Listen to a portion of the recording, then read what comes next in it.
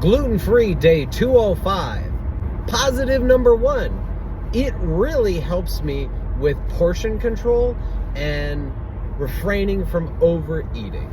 Don't get me wrong, there are certain things that don't have any gluten with it that I do still overeat, such as chips or maybe cheese and sausage at a party, things like that. I'm someone who really struggles with overeating in party settings. That's like my biggest weakness, is where there's all these pastries and desserts. There's tons of pizza. I overeat like crazy. It's always been a problem of mine, and I leave feeling full and bloated and gross. When you get a gluten-free pizza, most likely places are gonna make it in a 9 to 12 inch fashion. They don't necessarily make extra large deep dish gluten-free options. So therefore, I am restricted to a certain amount that is a perfectly reasonable portion and probably what I should be eating anyway. So therefore, I eat that, or I split a 9 inch with my partner. We'll make a salad, we'll make ourselves a side of some sort, and therefore, we're not overindulging ourselves.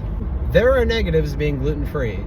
I miss bread and I miss sandwiches. Burgers, breakfast sandwiches, flour tortillas, that I blame that our country is obsessed with gluten. Because another negative is it is very difficult to avoid gluten. Example, when my partner and I went to Riot Fest this summer, there were probably 20 to 30 food trucks. Out of those 20 to 30, there were maybe 3 that had gluten-free options. Everything was a sandwich. Everything was breaded, whether that's fried chicken or even like a side of mozzarella sticks. Everything is bread. The only thing that we were allowed to really have is something from the smoothie section. Some people who sold kebabs where it was just meat on a stick, or taco places that had corn tortillas instead of just flour tortillas. Even when we do go out to eat, will it say, hey, we are gluten-free? And sometimes the servers may not know what that means. So they'll be like, oh, you can't have meat, you can't have dairy. Literally sometimes say like, I got you. And they'll bring something that's breaded. And we're just like, yeah, we can't have this. And they're like, oh, you mean bread? And we're like, yes.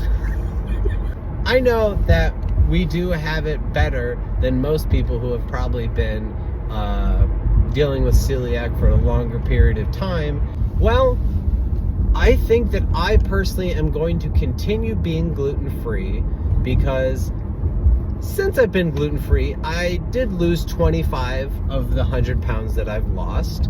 I'm not going to attribute it just to avoiding gluten, but as someone who counts my calories and I work out every day and am generally trying to skew all of my health things in the right direction, it has been helping me with portion control. I think it's been helping me avoid as fatty of things. Like, don't get me wrong, plenty of fatty things are glutenless, but it allows me to be a little bit more careful about what I'm putting into my body.